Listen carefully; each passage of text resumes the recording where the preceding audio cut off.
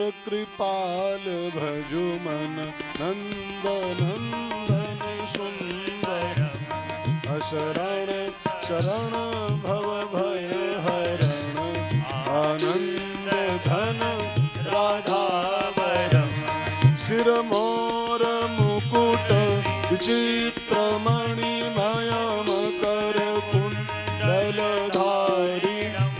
मुख चंद्र द्विति नख चंद्र द्विति पुष्पित निकुंज बिहारी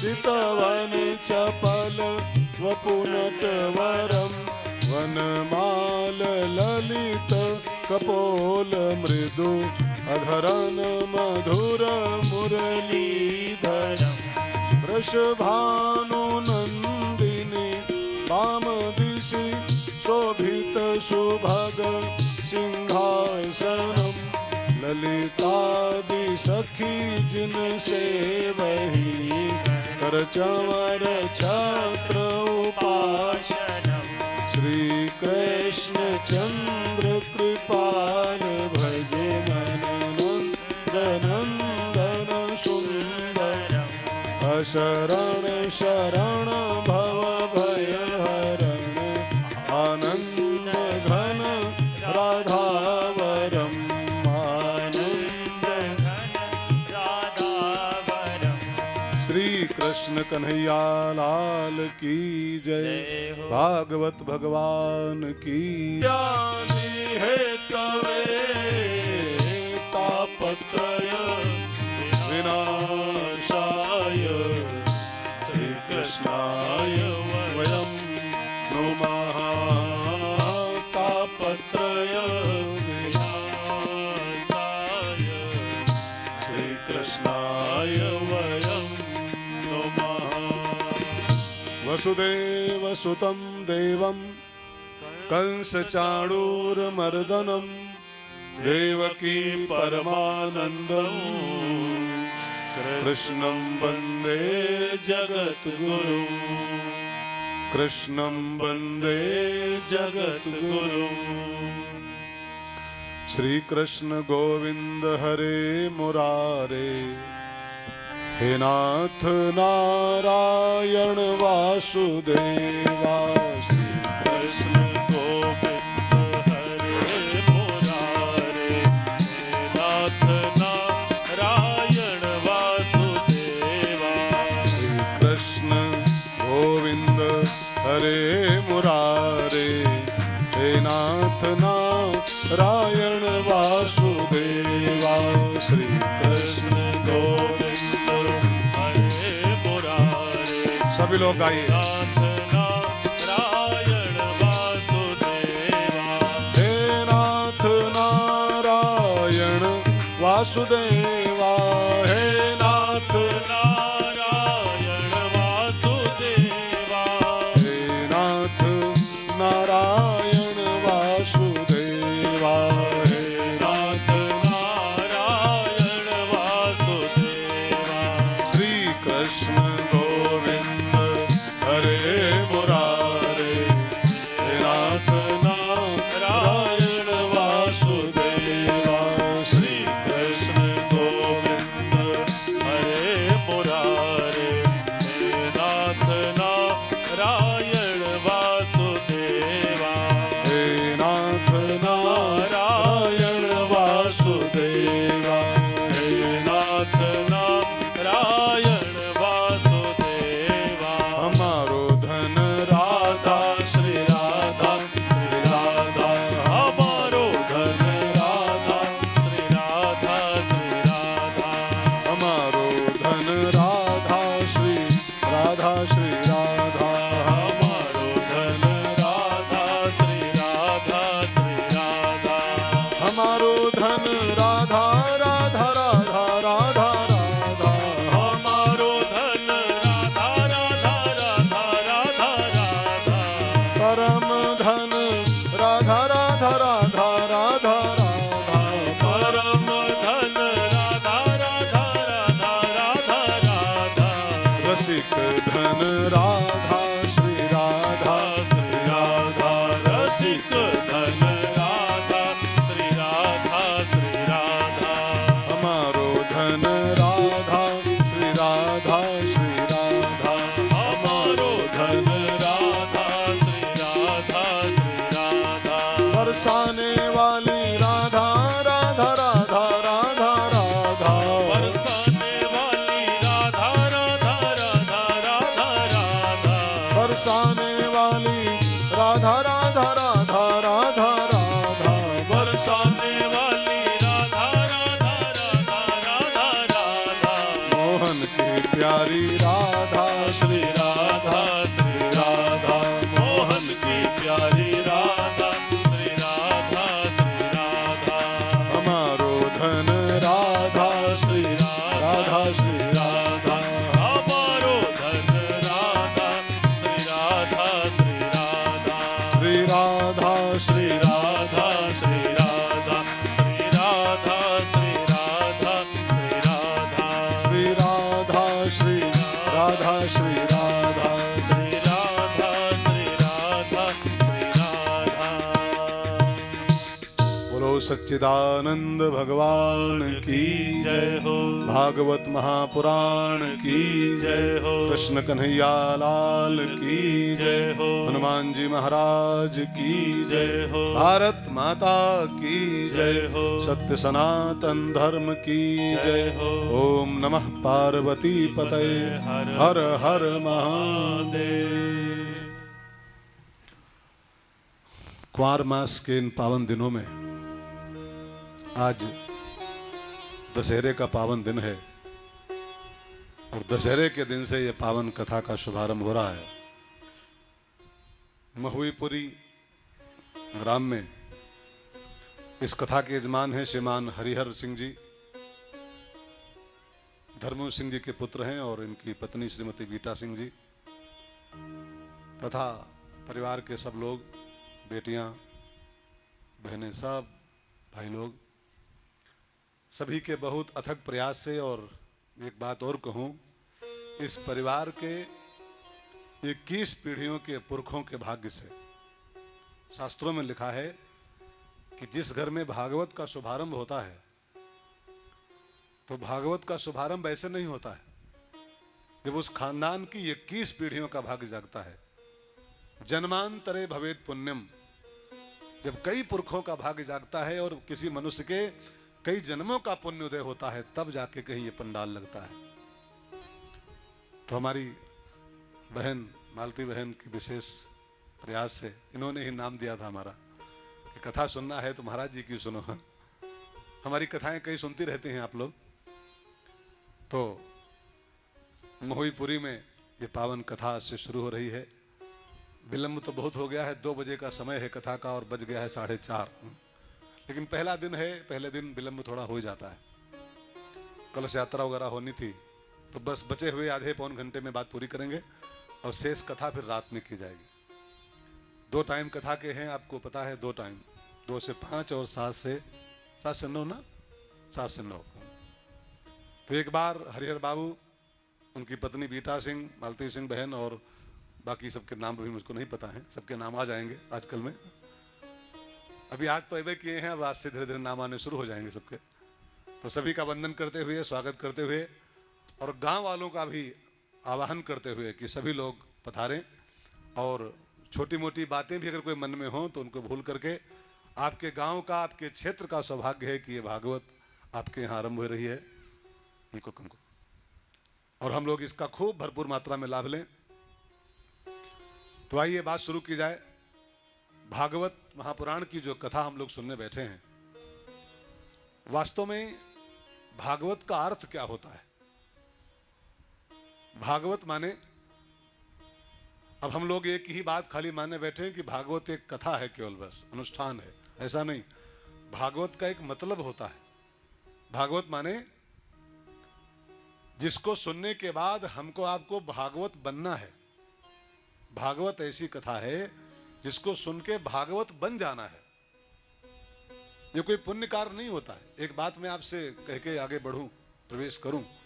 वेद में एक मंत्र आता है बहनों भाइयों, सिंह साहब बहुत ध्यान देकर सुनिएगा।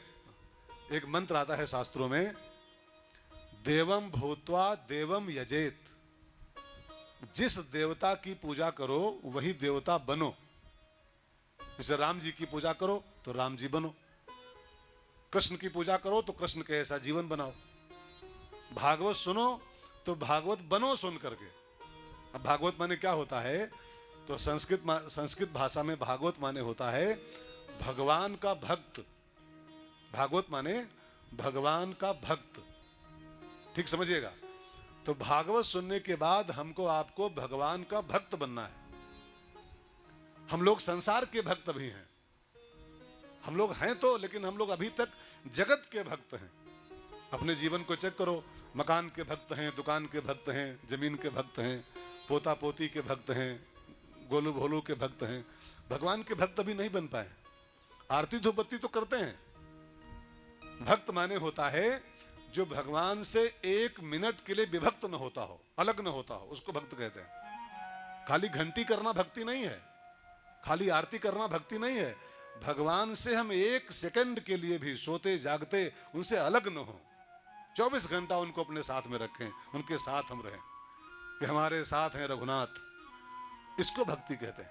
तो भागवत सुनने के बाद भागवत बनना है। और एक बात आप बिल्कुल गांठ बांध के सुन लो भाई बहनों, आज से ही इस बात को गांठ बांध लो, जब तक हम और आप जगत के भक्त हैं तब तक दुख ही दुख है, तब तक जीवन में सुख नहीं पा सकते हम लोग। जानते हैं क्यों? इस संसार का नाम है दुखालय। वेदों में लिखा हुआ है ये संसार क्या है? दुखालयम। अब आप खुद फैसला करो कि जब ये संसार ही दुखालय है तो इसमें जुड़ करके क्या हम सुख पा सकते हैं क्या? अच्छा, मेरे एक सवाल का उत्तर दो। विद्यालय में क्या मिलता है? विद्या। और वस्त्रालय में वस्त्र, औषधालय में तो दुखालय में। इस संसार का नाम दुखालय है, खोला खोला दुखालय, दुख रूपो। अब जब तक हमारा आपका अटैच इस संसार से है, जब तक हम इस संसार में जुड़े हुए हैं, तब तक हम और आप दुख ही दुख पाने वाले, क्योंकि दुखालय है। ये भागवत क्या कहने आई है कि भागवत सुनने के बाद संसार में रहो लेकिन संसार के भक्त मत बनो, संसार में रहो लेकिन संसार में रंगो मत, संसार में बसो लेकिन संसार में फंसो मत। अगर संसार में फंस जाओगे तो दुख ही दुख पाओगे। तो भागवत क्या कहने आई है महुईपुरी में कि भागवत सुनते सुनते आज से लेके 31 तारीख तक भागवत बन जाओ। हवन के पहले पहले भगवान के भक्त बन जाओ, भगवान से जुड़ जाओ। और एक बार भगवान से जुड़ जाओ फिर जानते हो क्या परिणाम होगा? प्रभु प्यारे से जिसका संबंध है। एक बार अटैचमेंट करके देखो तो, भगवान के बन के देखो तो प्रभु प्यारे से जिसका संबंध है उसे हर पल आनंद ही आनंद है। प्रभु प्यारे से जिसका संबंध है उसे हर पल आनंद ही आनंद है। प्रभु प्यारे से जिसका संबंध है उसे हर पल आनंद ही आनंद है। प्रभु प्यारे से जिसका संबंध है उसे हर पल आनंद ही आनंद है। झूठी दुनिया से करके किनारा, झूठी दुनिया से करके किनारा, लेके सच्चे प्रभु का सहारा, लेके सच्चे प्रभु का सहारा। जो उसकी रजा में रजामंद है, जो उसकी रजा में रजामंद है, उसे हर पल आनंद ही आनंद है। प्रभु प्यारे से जिसका संबंध है उसे हर पल आनंद ही आनंद है। प्रभु प्यारे से जिसका संबंध है उसे हर पल आनंद ही आनंद है। भागवत का एक ही संदेशा है, एक ही मैसेज है कि भागवत सुनते सुनते भगवान के बन जाओ, जगत के मत बन के रहो। जगत में रहो लेकिन जगत के बन के मत रहो। जगत के बन जाओगे तो ये संसार भवसागर बन जाएगा। आपने एक कहावत सुनी होगी, रामकृष्ण परमहंस जी कहते थे कि पानी में नाव भले रहे, इस बात को ध्यान देकर सुनेगा, पानी में नाव रहे तो रहे, पानी में नाव भले रहे, लेकिन अगर नाव में पानी भर जाए तो क्या होता है, क्या होगा? हाँ, डूब जाएगी ना। ऐसे ही संसार में आप भले रहो, लेकिन संसार आप में ना आने पाए। अगर संसार आप में आना शुरू हो गया, जैसे नाव में पानी आना शुरू हो जाए तो नाव डूब जाती है, ऐसे संसार अगर हमारे में आना शुरू हो जाए, हम संसार में रंगना शुरू हो जाएं, तो ये संसार भवसागर बन जाता है, फिर इससे पार पाना मुश्किल पड़ जाता है। संसार में रहो लेकिन भगवान के बन के रहो, यही भागवत का मूल संदेश है। ऐसी भागवत हम लोग आज से सुनेंगे। तो भागवत शब्द का एक बड़ा बढ़िया अर्थ होता है, खाली पोथी नहीं है, ये खाली किताब नहीं है। भागवत माने, बहुत ध्यान देकर सुनिएगा, भागवत शब्द में 4 अक्षर हैं, भा प्लस ग प्लस वा और प्लस त, 4 अक्षर इसमें, भागवत। इन चारों अक्षरों का एक बहुत बढ़िया अर्थ है। भा माने होता है प्रकाश, संस्कृत भाषा में भा माने होता है प्रकाश, प्रकाश माने ज्ञान, ठीक है ना। तो भागवत का पहला काम क्या है, जो हमको भा माने प्रकाश में जीना सिखा दे। हम जो अंधेरे में जीने के आदी हो गए हैं, अंधेरे में तीर मार रहे हैं, अज्ञान में जी रहे हैं, मोह के अंधकार में जी रहे हैं, तो हमको मोह के अंधेरे से निकाल करके जो हमको प्रकाश में जीने का अभ्यास करा दे, उसका नाम होता है भा। भा, ठीक समझिएगा। असतो मां सदगमय, वेद में मंत्र आता है, तमसो मां ज्योतिर्गमय, जो हमको तमस से निकाल के ज्योतिर्गमय, ज्योति में पहुंचा दे, उसका नाम भागवत होता है। तो भागवत का भा इसी बात का प्रतीक है, जो हमको प्रकाश में जीना सिखाए, ठीक है। दूसरा अक्षर क्या है, ग, भागवत का ग। ग माने होता है गति दुरत्या, जो दुर्गति को दूर कर देती है, जो कथा मनुष्य को दुर्गति से बचा लेती है।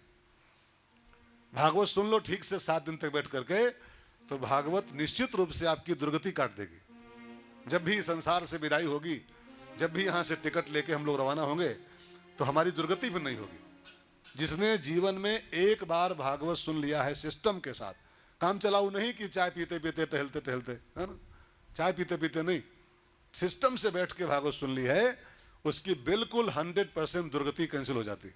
फिर वो जब जाएगा वैकुंठ जाएगा, जब जाएगा परमधाम ही जाएगा। तो गति दुरत्या, गा गा का अर्थ है दुर्गति से हमको बचा ले, वो ग। और तीसरा अक्षर है भागवत का व, भागव। व माने होता है वरियान सर्व शास्त्रेषु, जो समस्त शास्त्रों की सिरमौर है। इससे कीमती, इससे बढ़िया, इससे उत्तम ग्रंथ, इससे उत्तम कथा कोई संसार में बनी ही नहीं है, जिसको सुनने के बाद सारी कथाएं सुनने का फल मिल जाता है।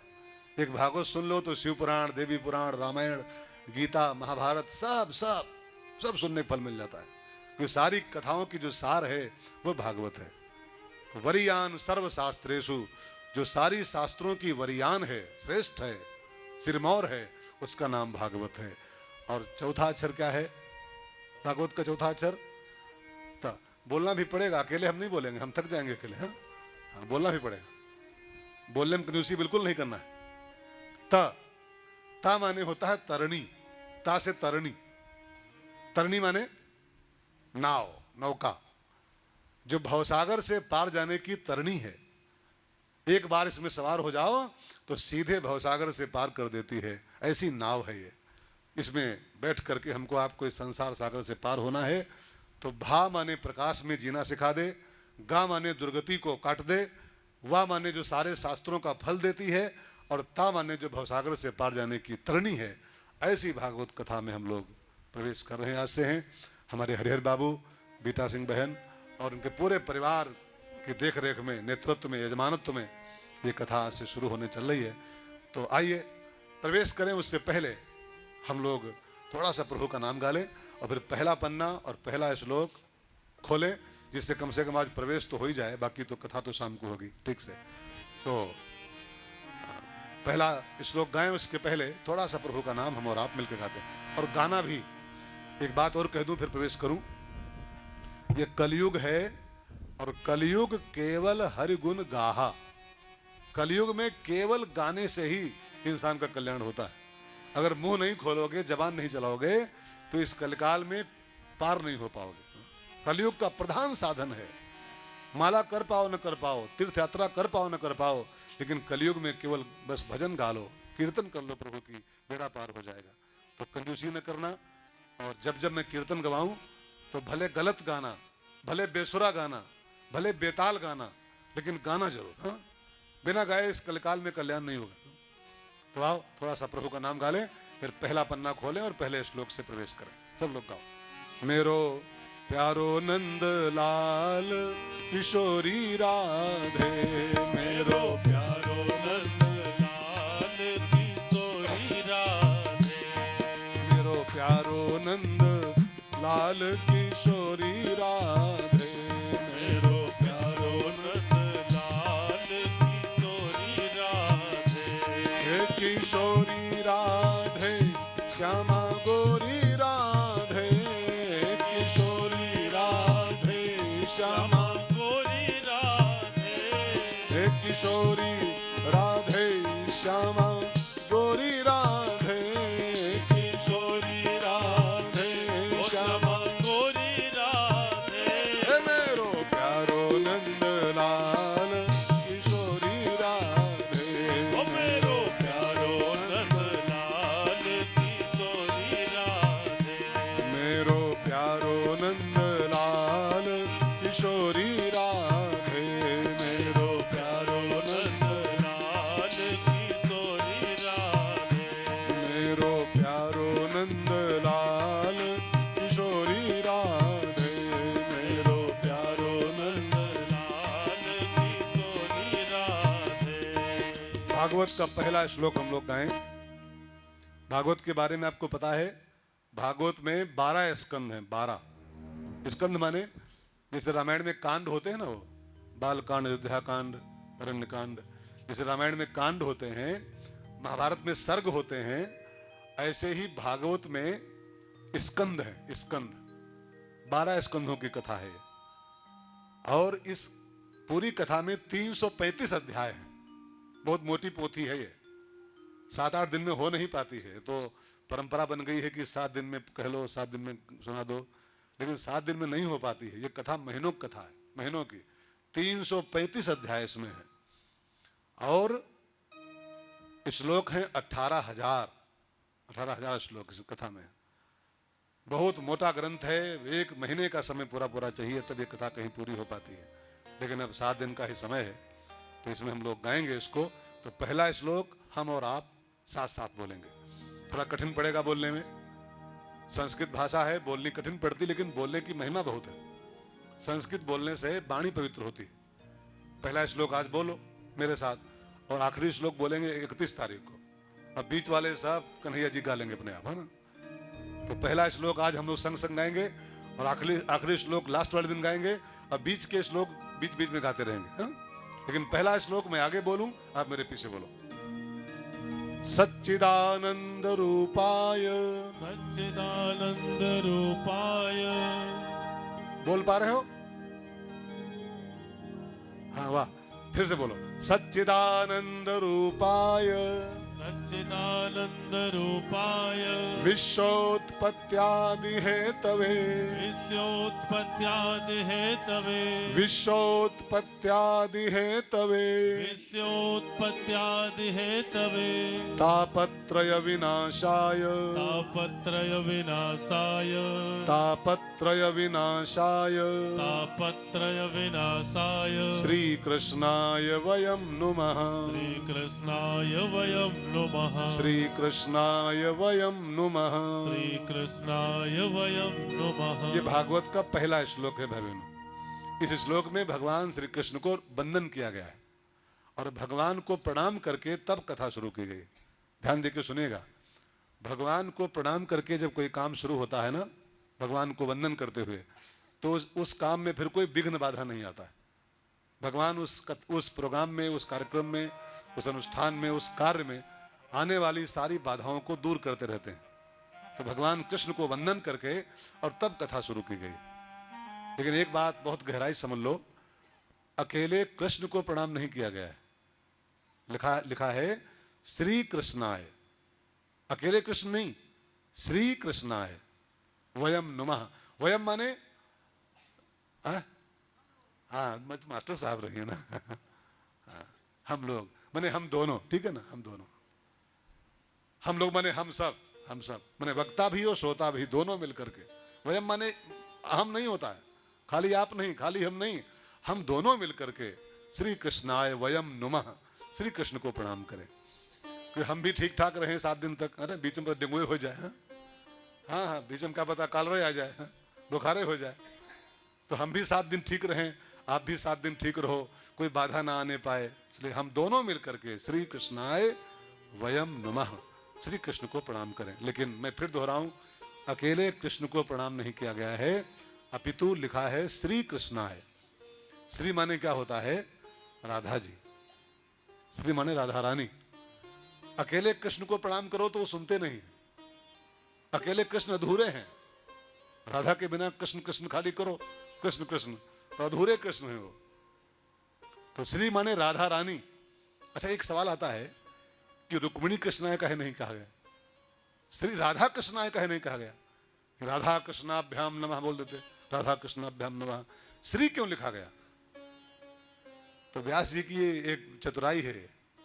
अगर राधा कृष्ण कहते व्यास जी कि राधा कृष्ण को प्रणाम करता हूं, तो रुक्मिणी केस कर देती, रुक्मिणी मैया, कि भगवान की पत्नी हम हैं, उनकी वाइफ हम हैं, और हमको प्रणाम नहीं किया गया।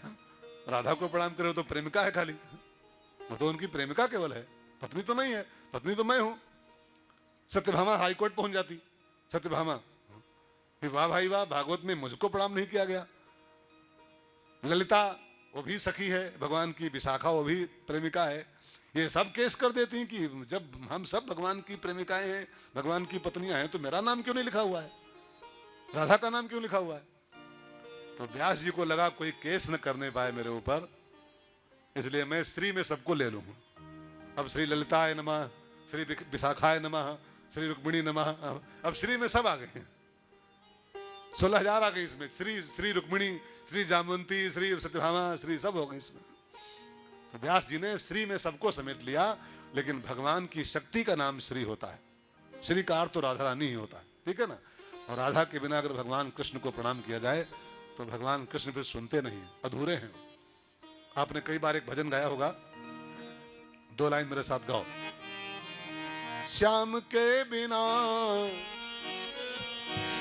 श्याम के बिना तुम आधी, तुम्हारे बिना श्याम आधे, राधे राधे, राधे राधे, बोलो राधे राधे, राधे राधे, बोलो राधे राधे, राधे राधे, राधे राधे, राधे राधे।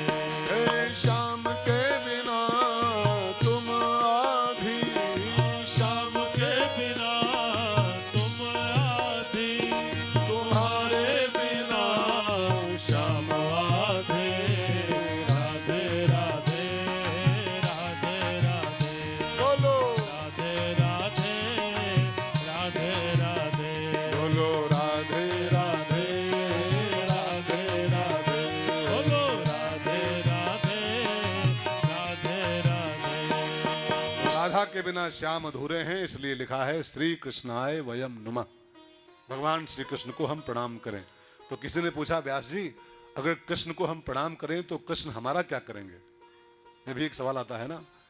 आजकल तो बड़ी प्रॉब्लम है, किसी से कोई काम कहो तो पहले पूछता है इसमें हमारा फायदा क्या है।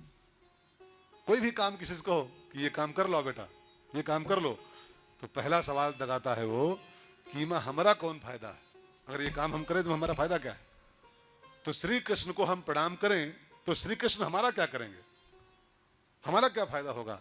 तो व्यास जी कहते हैं तापत्रय विनाशाय, अगर आप श्री कृष्ण को प्रणाम करोगे, श्री कृष्ण को वंदन करोगे, तो श्री कृष्ण आपके तापत्रय विनाशाय, आपके जो 3 ताप हैं, तापत्रय, 3 ताप कौन कौन से हैं? दैहिक, दैविक और भौतिक तापा। मानस में लिखा, रामायण में लिखा हुआ है दैहिक, दैविक, भौतिक, तापा। ताप माने होता है दुख। ताप दुख का नाम होता है। 3 प्रकार के दुख होते हैं जीवन में। दैहिक दुख, दैहिक माने देह के दुख, गठिया हो गया, कमर में दर्द हो गया, शुगर हो गया, हार्ट का पेशेंट हो गया, कुछ और प्रॉब्लम हो गई। तो देह के जो प्रॉब्लम है उसको दैहिक ताप कहते हैं। ध्यान देकर सुनिएगा। भौतिक माने होता है आर्थिक, आर्थिक संकट होते हैं जो, कभी फसल नहीं बढ़िया हुई, कभी तनख्वाह रुक गई, कभी कुछ घाटा लग गया, जो आर्थिक समस्या आती है उसको भौतिक प्रॉब्लम कहते हैं। ठीक समझिएगा। और दैविक माने होता है, क्या होता है माता जी? दैविक माने जो आजकल चल रहा है ये कोरोना वगैरह, जो ऊपर से प्रॉब्लम आती है, भूकंप आ गया, कभी आंधी आ गई, कभी सूखा पड़ गया, कभी दैविक आपदा, दैवी आपदा। ठीक है ना। 3 प्रकार की आपदाएं होती हैं, देह की समस्या, आर्थिक समस्या, भौतिक संसारिक, और दैविक समस्या।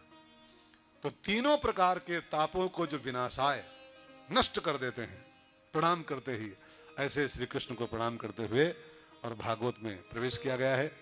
और जानते हैं भाई बहनों, नीमसार की पावन धरती से कथा शुरू हुई है। नीमसार यहाँ से बहुत दूर नहीं है ना, इसलिए यहाँ से क्या दूरी होगी नीमसार की? 50 किलोमीटर। हाँ, मैंने नैमिष क्षेत्र आता है, नैमिष क्षेत्र में ही है। ये नैमिष क्षेत्र है।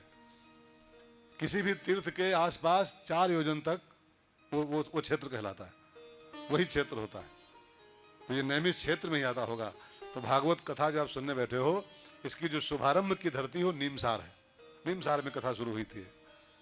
सूत जी महाराज इसके वक्ता हैं इस कथा के, और सौनक इत्यादि 88,000 महात्मा इसके श्रोता हैं। आज के करीब 5,000 साल पहले कथा शुरू हुई थी नीमसार में। हुआ यूं, नैमिष की धरती पर एक बड़ा विशाल ऋषियों का समागम हो रहा था। कलयुग की बिल्कुल शुरुआत हो चुकी तब की कथा है। ध्यान देकर सुनिएगा। कलयुग बिल्कुल शुरू हो गया था तब की ये कथा है। नीमसार की धरती पर ऋषि मुनि इकट्ठा हुए, बहुत सारे, 88,000। और एक चिंतन शुरू हुआ, एक चिंतन शिविर। और चिंतन का सब्जेक्ट क्या रखा गया? होते हैं ना कभी कभी शिविर होते हैं, हुए कोई सब्जेक्ट होता है, उसके विचार का विषय होता है। तो ऋषियों के चिंतन का विषय क्या था कि कलयुग के प्राणी के पास, जो कलयुग के लोग होंगे, अब कलयुग स्टार्ट हो गया है, तो कलयुग के प्राणियों के पास सब कुछ होगा लेकिन समय नहीं होगा। अब आज आप इंसान को देखो, कलयुग के इंसान को, आज के इंसान के पास सब कुछ है लेकिन समय नहीं। एक संत बोल रहे थे कि आज के 50 साल पहले लोगों के पास घड़ी तो नहीं होती थी लेकिन समय खूब होता था। ये प्रॉब्लम देखिए समाज की। आज के 50-60 साल पहले घड़ी बहुत कम लोगों के पास होती थी लेकिन समय सबके पास खूब होता था, खूब पर्याप्त मात्रा में। और आज घड़ी सबके पास है लेकिन समय किसी के पास नहीं। किसी पूछो भाई साहब कथा में कब आ रहे हो? अरे मरे का मौका नहीं, कथा, कथा मरे का मौका है, कथा। धान कट रहे हैं, वो गेहूं कट रहे हैं, वो शादी है, वो लफड़ा है, कहाँ कथा। भाई बहनों, मेरे कहने का भाव समझिएगा। तो संतों की चिंता का यही विषय कलयुग की शुरुआत में हुआ नीमसार में, कि कलयुग के प्राणियों के पास समय का बहुत अभाव होगा। और ऐसे में इतनी पुराणे, शिव पुराण, देवी पुराण, रामायण, महाभारत, गीता, पद्म पुराण, स्कंद पुराण, मार्कंडेय पुराण, ये सब लोग कहाँ सुन पाएंगे? इतना समय किसके पास होगा इतने पुराने सुनने का, इतनी कथाएं सुनने का? तो कल्याण कैसे होगा जीव का? तो इसी चिंता में सब संत बैठे थे कि कलयुग के प्राणियों के पास समय कम होगा और कम समय में क्या सुन लें, कौन सी कथा सुन लें, उनका कल्याण हो जाए। एक बात कहूं ना, आपको अपने कल्याण की चिंता शायद नहीं है, लेकिन साधु महात्माओं को, संत महात्माओं को आपके कल्याण की चिंता रहती। आपको अपनी फिक्र नहीं है जी, अब तो बस खाओ पियो मौज करो, मस्त हो, फिर सुबह नाश्ता कर लो, फिर निकल लो, दोपहर आके फिर चाप दो, फिर निकल लो, फिर शाम को फिर दबा दो 4-6 रोटी, फिर सो जाओ और फिर समाचार सुन लो। इसी में हम दिन रात रमे हुए हैं। हमको आपको अपने कल्याण की परवाह नहीं है, लेकिन संत महात्माओं को आपके कल्याण की परवाह रहती। इतने महात्मा इकट्ठा होकर के चिंता क्या कर रहे हैं कि कलयुग के प्राणियों का समय के अभाव में बहुत कम समय होगा, ऐसे में क्या कर लें कि उनका कल्याण हो जाए, कौन सी कथा सुन लें, एक कथा में उनका कल्याण हो जाए। तो सब बैठे चिंतन शिविर कर रहे थे। तभी सूत जी महाराज, व्यास जी के शिष्य हैं सूत जी, सारे पुराणों के ज्ञाता हैं, सारी कथाओं के मर्मज्ञ हैं, व्यास जी के परम प्रिय शिष्य हैं, ये पधारे निमसार में। और जब सूत जी का आगमन हुआ तो सारे ऋषियों ने स्वागत किया, पांव पखारे, चंदन बंदन हुआ, और फिर एक सवाल पूछा, गुरुजी अब बड़े मौके से आ गए हो, कलयुग शुरू हो गया है, द्वापर खत्म हो गया है, और कलयुग के प्राणियों की समस्या रहेगी, बहुत कम समय इनके पास होगा, और इतनी सारी कथाएं लिखी रखी हैं, ये सब सुन नहीं पाएंगे लोग। तो मैं चाहता हूं कथा सारम, सारी कथाओं को निचोड़ करके कोई एक ऐसी कथा सुना दो कलयुग के लोगों के लिए कि एक ही कथा सुन ले इंसान और सारी कथाओं का फल पा जाए, उसका कल्याण हो जाए। कोई ऐसी कथा है क्या आपकी निगाह में जो कथा सारम, सारी कथाओं का सार हो? तो सूत जी ने बहुत प्रसन्नता व्यक्त करते हुए कहा, मुनियों, महात्माओं, तुम लोगों ने बहुत अच्छा काम किया है, कलयुग के मनुष्यों के कल्याण के लिए तुमने बहुत अच्छा सवाल पूछा है। कलयुग के प्राणी बहुत सारी कथाएं सुन नहीं पाएंगे, और सुनना छोड़ो यार, कलयुग के मनुष्यों को तो सारी कथाओं का नाम भी नहीं पता। 18 पुराण है अपने यहाँ, 18, मैं गारंटी देता हूँ आपको, मैं 100 रुपये इनाम दे रहा हूँ, अब से लेके और शाम को 7 बजे तक 18 पुराणों का नाम लिख के दिखा दो, मैं भी पूछूंगा कमरे में। हाँ? 18 के नाम बता दो खाली, तो मैं आपके गुलाम, आज का आपका चेला हो जाऊं आज शाम को भी। हाँ? सुनना तो दूर, 18 पुराणे सुनना तो दूर है, 18 के नमो शायद नहीं याद होंगे आपको, नाम नहीं पता होंगे, तो कब सुन पाओगे? सोचो कब सुन पाओगे? सो मेरे कहने का भाव, नहीं याद होंगे, नहीं याद होंगे, मैं जानता हूं नहीं याद होंगे, भले PhD किए हो, नहीं याद होंगे। हाँ? रामायण की पहली चौपाई वो तो नहीं पता है, रामायण की पहली चौपाई क्या है, गीता का पहला श्लोक क्या है, गीता में अध्याय कितने हैं, उस मामले में तो बहुत होशियार हम लोग हैं। संसारिक मामले में PhD किए हैं, BTech किए हैं, MTech किए हैं, लेकिन अपने धर्म के मामले में बहुत कच्चे हैं। हिंदू धर्म में और मुस्लिम धर्म में यही एक फर्क है, हम लोग धर्म के प्रति बहुत समर्पित नहीं है। आप इसको निंदा मत मानिएगा, मुसलमानों के धर्म का बच्चा 5 साल का होता है, और 5 साल के बच्चे को लगभग पूरी कुरान शरीफ याद होती, पूरी कुरान शरीफ 5 साल के बच्चे को। और हमारे यहाँ बच्चे कौन कहे, बच्चों के पापा को भी बच्चों को तो कौन कहे, बच्चों के बाप को भी रामायण की 5 चौपाई नहीं याद होंगी, शुरू की 5 पहले पन्ने की शायद याद नहीं, गीता का पहला श्लोक नहीं याद होगा। ये हमारे धर्म की बहुत बड़ी कमजोरी है, हम लोग बाकी सब में तरक्की खूब करते हैं, लेकिन आध्यात्मिक तरक्की पर ध्यान नहीं देते, धार्मिक तरक्की पर ध्यान नहीं देते हम लोग। हमारी आध्यात्मिक तरक्की भी होनी चाहिए, संसार की तरक्की का कोई मतलब नहीं होता है जी, ये तो सपना है। रामायण में शंकर जी कहते हैं, क्या कहते हैं, शंकर जी का वचन याद करो, उमा कहूं मैं अनुभव अपना, उमा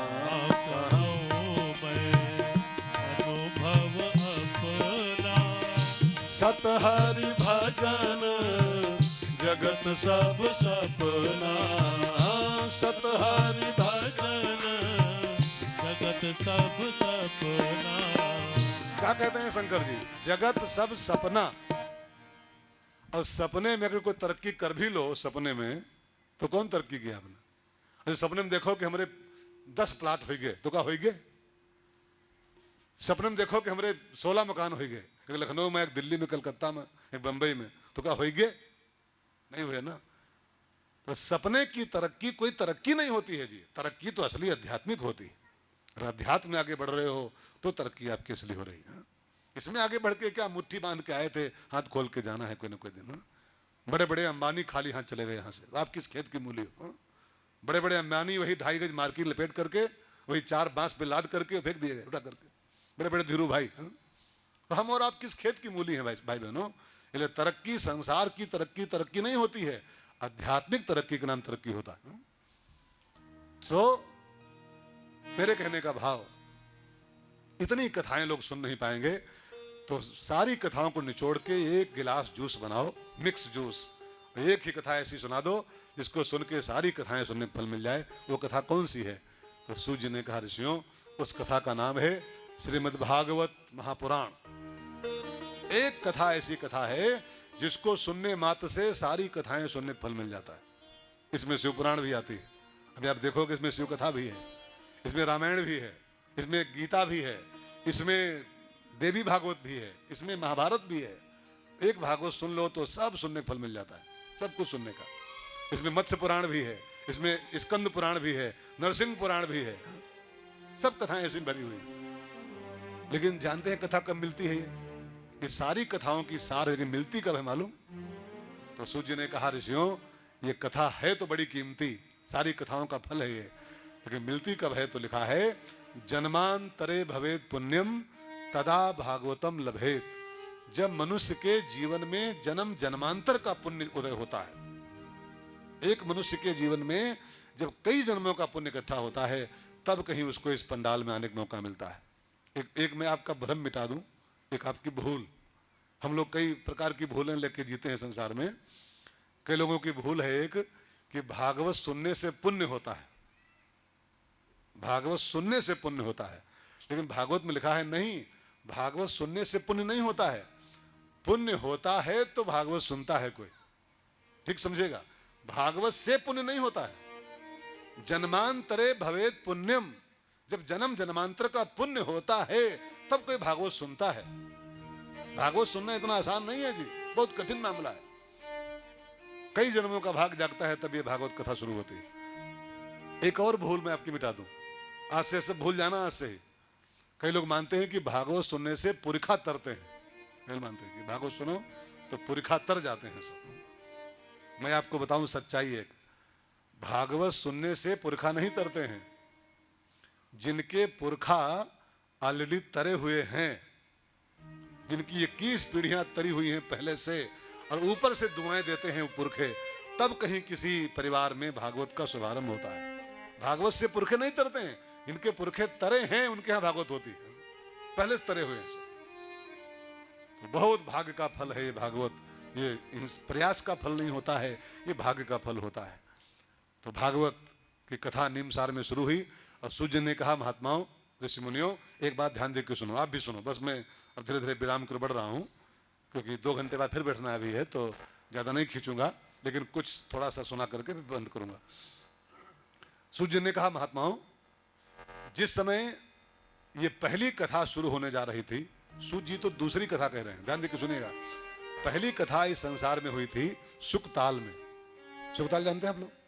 सुकताल नहीं सुने? सुकताल नहीं सुने? सुकताल तीर्थ है एक बहुत बढ़िया, मुजफ्फरनगर के पास है। वो सहारनपुर मुजफ्फरनगर गंगा जी के तट पर है, जहां परीक्षित जी पहली भागवत सुने थे। सुखदेव जी बांचे थे और परीक्षित जी सुने थे।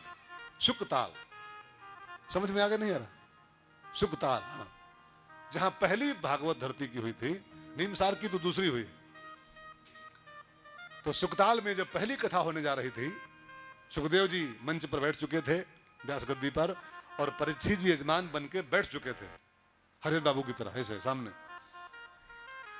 कथा शुरू होने के ठीक पहले एक घटना घटी। सूर्य जी कह रहे हैं निमसार में कि मैं भी वहां था, उस कथा में मैं भी सुन रहा था। वहां मैं वक्ता नहीं था, वहां मैं सोता था एज ए लिसनर।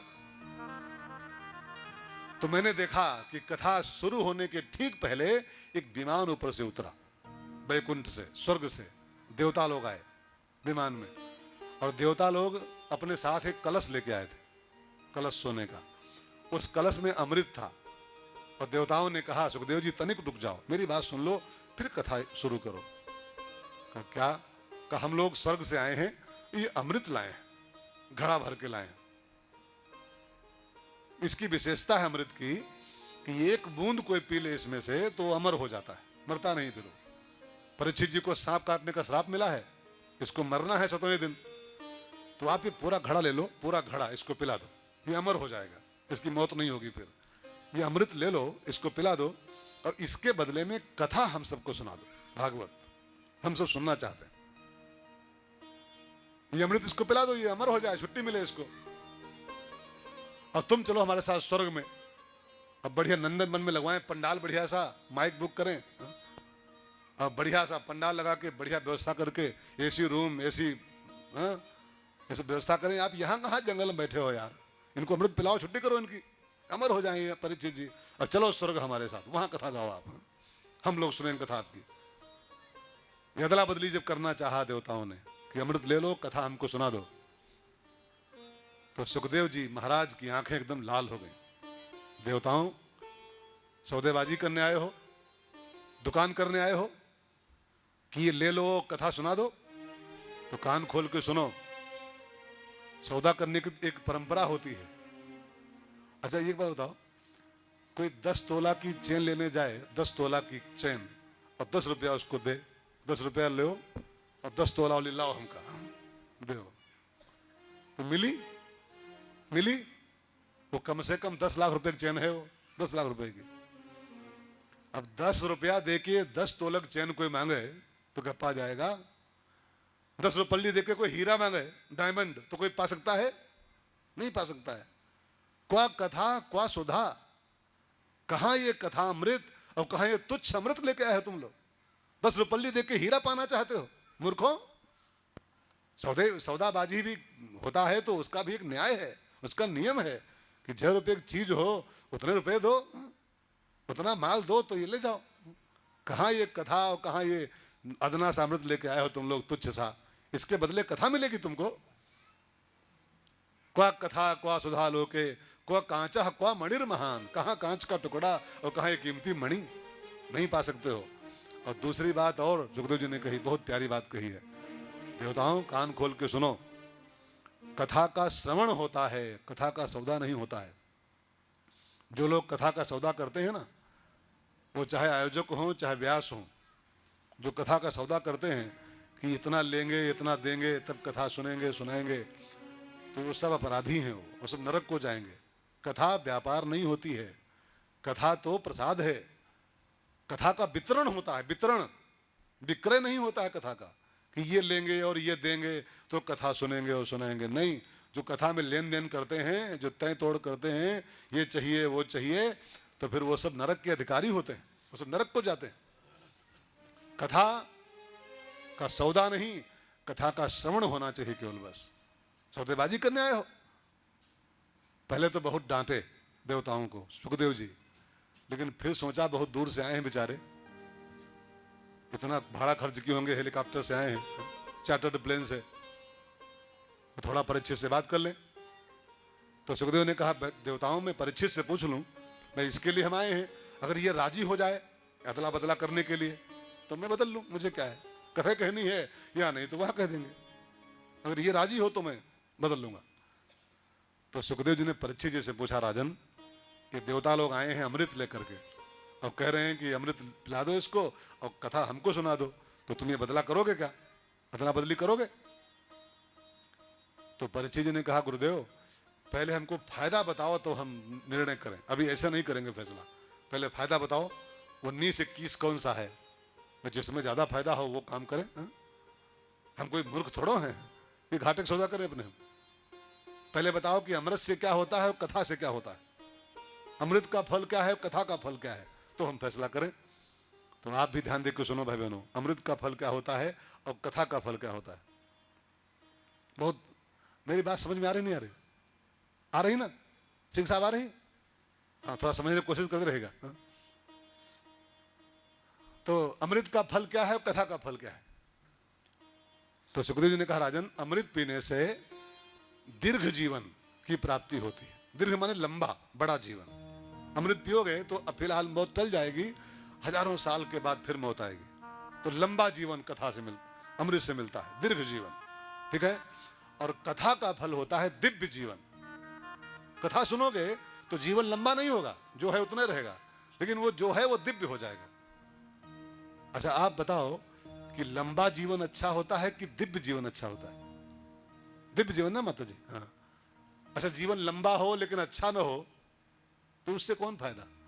कई लोग हैं जो जीते हैं 95-98 साल और करते क्या हैं, कुछ नहीं, खाली पेट और पॉकेट, पेट और पॉकेट और प्रजनन, 3 काम खाली कर पाते हैं। आपको मैं नाम गिनाऊं 2-4 जो बहुत लंबा जीवन नहीं जी पाए थे, नाम गिनो। भगवान शंकराचार्य, जगत गुरु शंकराचार्य भगवान का जीवन था केवल 32 वर्ष, ओनली 32 ईयर्स। 32 साल में उनकी डेथ हो गई थी, 32 वर्ष में। और जानते हैं 32 वर्ष में ही चारों वेदों का भाष्य चारों कुंभ के मेले, 4 धाम की स्थापना, ये सब उन्हीं करवाई हुई है। जो कुंभ आप देखते हो ना, कुंभ के मेले, ये सब उन्हीं लगवाए हुए हैं। जो 4 धाम करते हो उन्हीं की स्थापित किए हुए हैं। केदारनाथ हो, ये सब उन्हीं के स्थापित किए हुए हैं। द्वारकापुरी, जगन्नाथपुरी। 32 साल में बंदा मर गया था, और 32 साल में कितने बड़े बड़े काम कर गए। और नाम सुनो, विवेकानंद स्वामी जी, उम्र क्या थी उनकी मालूम? 39 वर्ष केवल, 39 ईयर्स ओनली। 39 साल में मर गए थे। और 39 वर्षों की जिंदगी में खाली इंडिया नहीं, वर्ल्ड फेम हो गए, वर्ल्ड फेम। शिकागो में जो भाषण किया था, पूरे विश्व में उनका नाम छा गया था कि कोई स्वामी जी हिंदुस्तान से आए हैं। वर्ल्ड फेम थे। 39 वर्ष में उनकी डेथ हो गई। स्वामी राम तीर्थ 33 साल में मर गए थे। ईसा मसीह है, 33 साल में उनकी डेथ हो गई, 33 ईयर्स ओनली। और 33 वर्ष में की उम्र छोटी सी पाए थे। और विश्व का जो सबसे लार्ज धर्म है, सबसे बड़ा धर्म, हिंदू धर्म की निंदा नहीं है, लेकिन हम लोग बहुत नीचे आते हैं। और लिस्ट निकाली जाए धर्मों की, तो विश्व का जो लार्जेस्ट धर्म है ईसाई धर्म है, बड़ा धर्म। उसके बाद मुस्लिम धर्म आता है, उसके बाद फिर और बौद्धिस्ट हैं। हिंदू तो बहुत निंदा नहीं है, लेकिन हम लोग बहुत घसीट गए नीचे को, बाकी धर्म बहुत आगे बढ़ गए। तो विश्व का जो लार्जेस्ट धर्म है ईसाई, उसके संस्थापक ईसा मसीह, और उनकी उम्र थी मात्र 33 वर्ष में खत्म हो गए थे। तो मैं क्या कहना चाहता हूं, जीवन 98 साल का हो, 112 साल का हो, यह आवश्यक नहीं है। भले 39 साल का हो, भले 32-33 साल का हो, लेकिन जो हो दिव्य हो, दिव्य हो। दिव्य जीवन का महत्व होता है, लंबे जीवन का महत्व नहीं होता है। अपने गांव में कई लोग होंगे जो 112 साल जिए होंगे, 108 साल जिए होंगे। अब पूछो किहन का जिए 98 साल, किहन का? प्रश्न ये है, किए क्या है? खाली पेट का जुगाड़ किए, बच्चे पैदा किए, 2-4 बीघा खेत ले लिए और मर गए बुढ़ो। हाँ, और फिर चौड़ी जानते हो, अरे बाबा 102 साल जिए थे। हाँ, ये प्रश्न नहीं है कै साल जिए थे, किए क्या थे वो, किए क्या? कुछ नहीं किए, कुछ नहीं किए, खाली पेट का जुगाड़ कर पाए केवल बस। अब खाली पेट का जुगाड़ तो कुत्ता बिल्ली कर लेते हैं यार, वही किए तो क्या किए। मेरे कहने का अभिप्राय, जीवन भले छोटा ही हो, लेकिन जो हो दिव्य हो। अमृत पीने से जीवन लंबा हो जाता है, कथा सुनने से जीवन दिव्य हो जाता है, दिव्य जीवन की प्राप्ति होती। ठीक है, तो और सुनो, अमृत पीने से अमरत्व मिलता है, लेकिन कथा सुनने से अभयत्व मिलता है। अमृत अमर करता है और कथा अभय करती है। अच्छा आप बताओ, अमरता बढ़िया है कि अभयता बढ़िया है? हाँ, डर डर के जियो, डर डर के है, और जियो 112 साल तो का जिए हैं, का जिए। निर्भय जीवन हो हमारा, अभय जीवन हमारा हो। तो अमृत का फल है अमरता और कथा का फल है अभयता। अब जल्दी फैसला करो क्या चाहिए। तो परिचित जी ने कहा, गुरुजी हमको अमृत नहीं पीना है। और एक बात सुन लो, फटाफट सुन लो, अमृत पीने से स्वर्ग मिलता है। एक और फल सुन लो, अमृत का फल है स्वर्ग, और स्वर्ग में पुण्य खत्म होते हैं, छीणे पुण्य। स्वर्ग पहुंच जाओगे अमृत पी करके, वहां पुण्य खत्म होना शुरू होते हैं। और कथा सुनने से पाप खत्म होते हैं।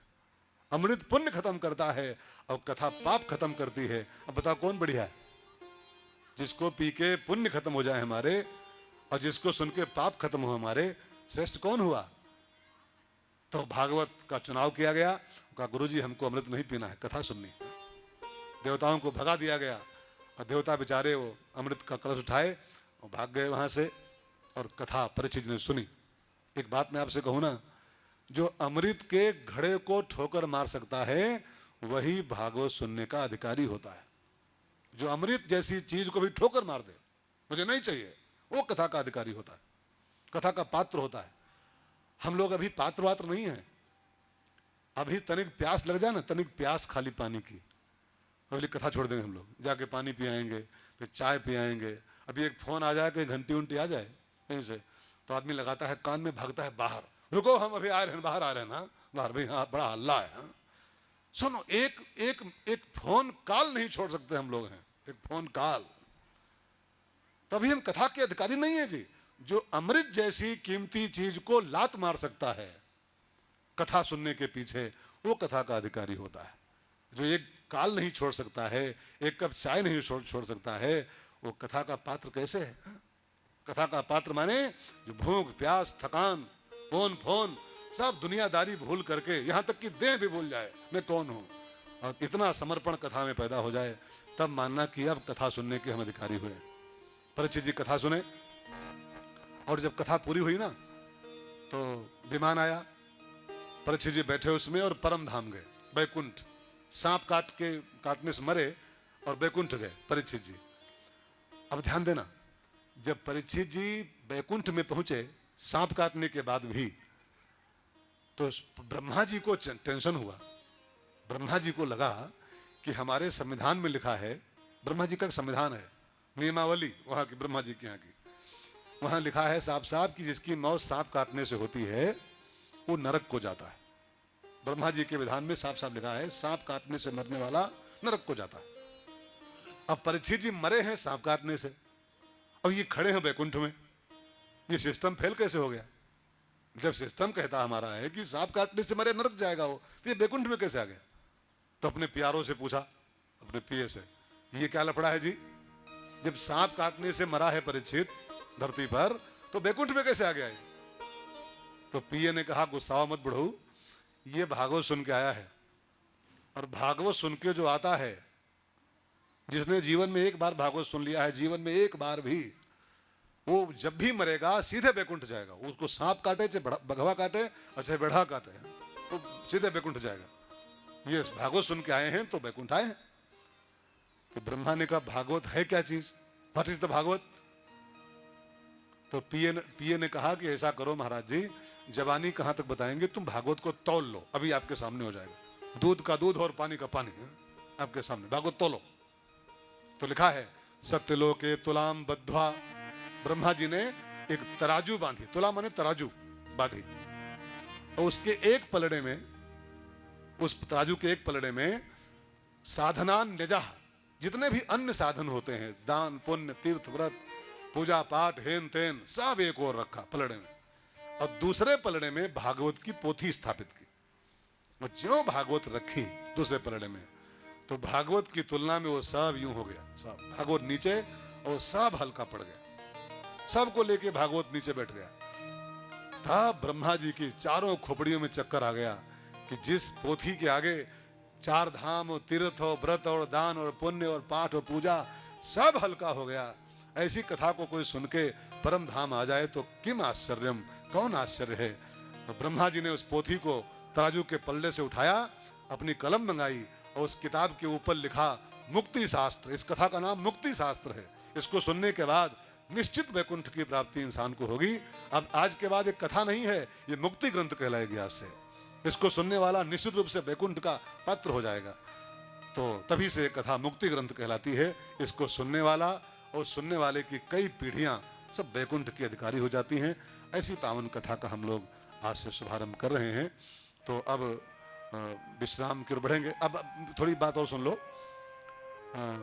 शाम को जो कथा होगी 7 बजे से होगी, ठीक? मेरा दिल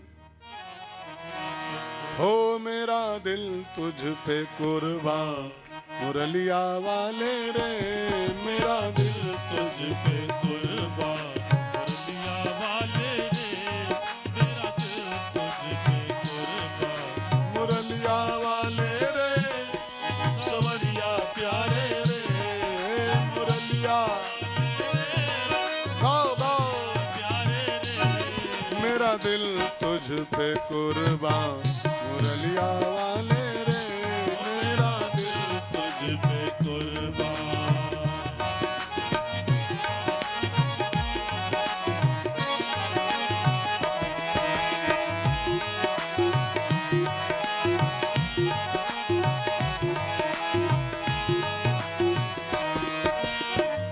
चाहे कुछ भी कहे ये जमाना, चाहे कुछ भी कहे ये जमाना, पागल हुआ एक तेरा दीवाना, पागल हुआ एक तेरा दीवाना, मुरलिया वाले रे, सावरिया प्यारे रे, मुरलिया वाले रे, सावरिया प्यारे रे,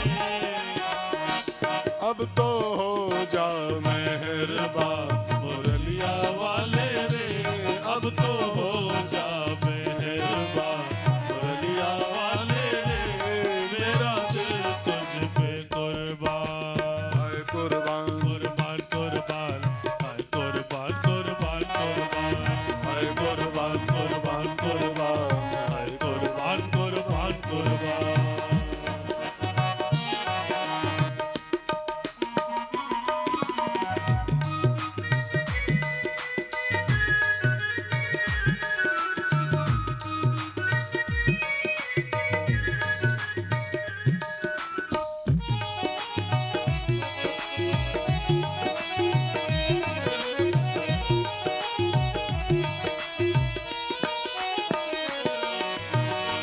देखी है जब से ये तस्वीर तेरी, देखी है जब से ये तस्वीर तेरी तब से बदल गई है तकदीर मेरी। तब से बदल गई है तकदीर मेरी मुरलिया वाले रे सावरिया प्यारे रे मुरलिया वाले रे सावरिया प्यारे रे मेरा दिल तुझ पे कुर्बान मुरलिया वाले रे मेरा दिल तुझ पे कुर्बान मुरलिया वाले रे मेरा दिल तुझ पे कुर्बान मुरलिया वाले रे मेरा दिल तुझ पे कुर्बान मुरलिया वाले रे मेरा दिल तुझ पे कुर्बान मुरलिया वाले रे मेरा दिल तुझ पे कुर्बान मुरलिया वाले रे मेरा दिल तुझ पे कुर्बान मेरा दिल तुझ पे कुर्बान मेरा दिल तुझ पे कुर्बान बोलो सच्चिदानंद भगवान की जय हो। जय। श्री भागवत भगवान की है आरती पापियों को पाप से है तारती श्री भागवत भगवान की है आरती पापियों को पाप से है तारती ये अमर ग्रंथ ये मुक्ति पंथ यह पंचम वेद निराला नव ज्योति जगाने वाला ये अमर ग्रंथ ये मुक्ति पंथ यह पंचम वेद निराला नव ज्योति जगाने वाला हरि नाम यही हरि धाम यही हरि नाम यही हरि धाम यही जग के मंगल की आरती पापियों को पाप से है तारती श्री भागवत भगवान की है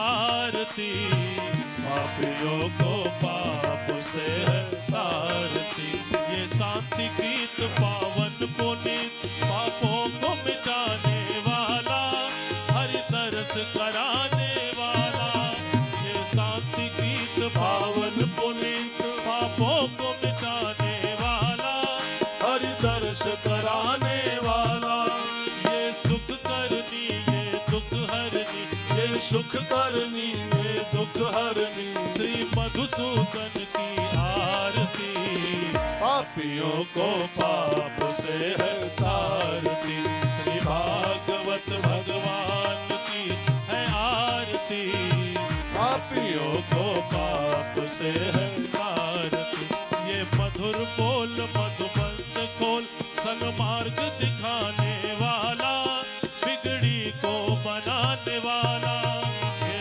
मधुर बोल भवबंध खोल सन्मार्ग दिखाने वाला बिगड़ी को बनाने वाला श्री राम यही घनश्याम यही श्री राम यही घनश्याम यही प्रभु की महिमा की आरती पापियों को पाप से है तारती श्री भागवत भगवान की है आरती पापियों को पाप से है तारती श्री भागवत भगवान की है आरती पापियों को पाप से है तारती पापियों को पाप से सारथी त्वमेव माता च पिता त्वमेव त्वमेव बन्धुश्च सखा त्वमेव विद्या द्रविणं त्वमेव त्वमेव सर्वं मम देव देवा त्वमेव सर्वं